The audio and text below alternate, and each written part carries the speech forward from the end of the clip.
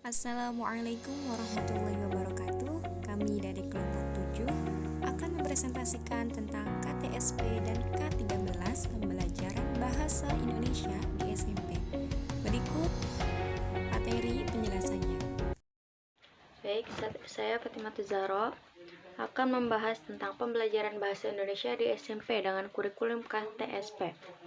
KTSP atau Kurikulum Tingkat Satuan Pendidikan adalah kurikulum operasional yang disusun, dikembangkan, dan dilaksanakan oleh setiap satuan pendidikan dengan memperhatikan standar kompetensi dan kompetensi dasar yang dikembangkan Badan Standar Nasional Pendidikan atau BSNP. Kurikulum ini juga dikenal dengan sebutan kurikulum 2006 karena kurikulum ini mulai diberlakukan secara berangsur-angsur pada tahun ajaran 2006 atau 2007. Selanjutnya yaitu ada bahan ajar. Karena KTSP dikembangkan dan disusun oleh satuan pendidikan atau sekolah sesuai dengan kondisinya masing-masing, setiap sekolah mempunyai kurikulum yang berbeda. Dengan demikian, bahan ajar yang digunakan juga mempunyai perbedaan. Tidak ada ketentuan tentang buku pelajaran yang dipakai dalam KTSP. Buku yang sudah ada dapat dipakai, karena pembelajaran didasarkan pada kurikulum yang dikembangkan oleh sekolah. Bahan ajar harus sesuai dengan kurikulum tersebut. Oleh karena itu, guru dapat mengurangi dan menambah isi buku pelajaran yang digunakan. Selanjutnya yaitu ada metode pembelajaran. Dalam KTSP, guru juga diberi kebebasan untuk memanfaatkan berbagai metode pembelajaran. Guru perlu memanfaatkan berbagai metode pembelajaran yang dapat membangkitkan minat, perhatian, dan kreativitas peserta didik. Karena dalam KTSP, guru berfungsi sebagai fasilitator dan pembelajar berpusat pada peserta didik. Metode ceramah perlu dikurangi. Metode-metode lain seperti diskusi, pengamatan, tanya jawab perlu dikembangkan. Pembelajaran yang dilakukan melalui diskusi, misalnya, dapat melibatkan partisipasi dari semua peserta didik. Yang terakhir yaitu ada KTSP peluang dan tantangan. Pemberlakuan KTSP pada dasarnya dimaksudkan untuk meningkatkan mutu pendidikan melalui kemandirian sekolah. KTSP merupakan kurikulum yang sesuai dengan dinamika kehidupan di Indonesia sekarang. Dikaitkan dengan isu-isu seperti globalisasi dan otonomi daerah, akan tetapi pelaksanaan KTSP menuntut banyak hal dari sekolah dan masyarakat seperti profesionalisme, kreativitas, kemandirian guru dan kepala sekolah, serta keterlibatan masyarakat. Pembelajaran bahasa Indonesia di SMP dengan kurikulum K13. Pengembangan kurikulum 2013 adalah langkah lanjutan dari kurikulum 2006 yang mencakup pada aspek kompetensi, pengetahuan, keterampilan, dan sikap secara terpadu. Kemudian Permendikbud nomor 69 tahun 2013 melampirkan tentang tujuan kurikulum 2013 dan tujuan mata pelajarannya.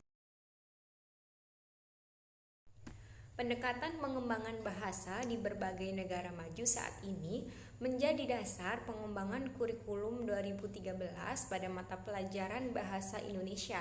Pendekatan yang dimaksud adalah pendekatan saintifik, genre pedagogi, dan Content Language Integrated Learning atau CLIL.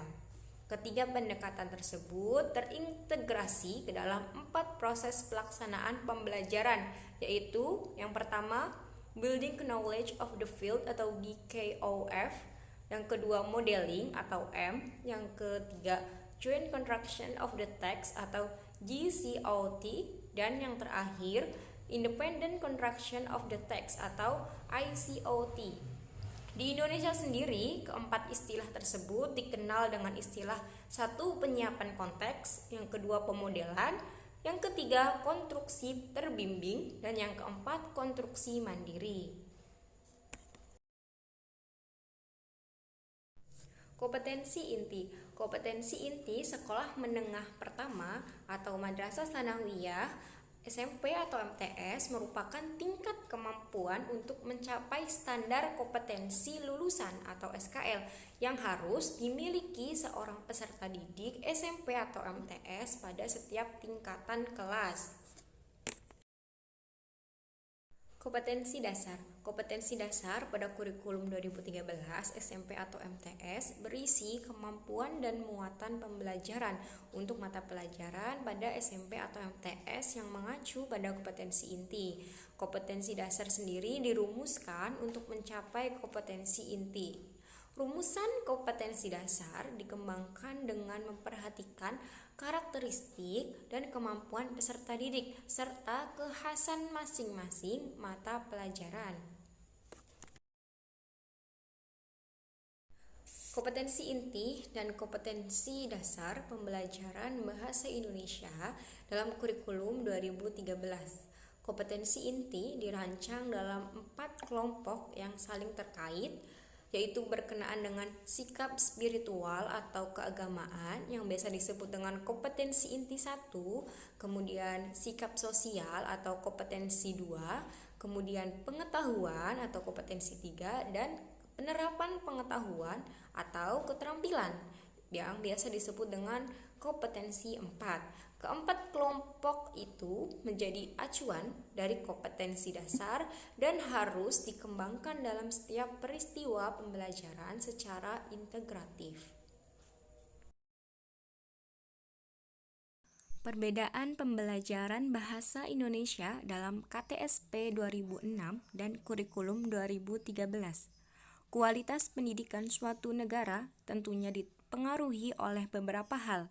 Hal yang paling mempengaruhi adalah sistem pendidikan nasional yang diterapkan di negara tersebut. Sistem pendidikan nasional tersebut salah satunya berbentuk program atau perangkat pembelajaran yang berfungsi sebagai indikator tercapainya pembelajaran atau kerap disebut dengan kurikulum.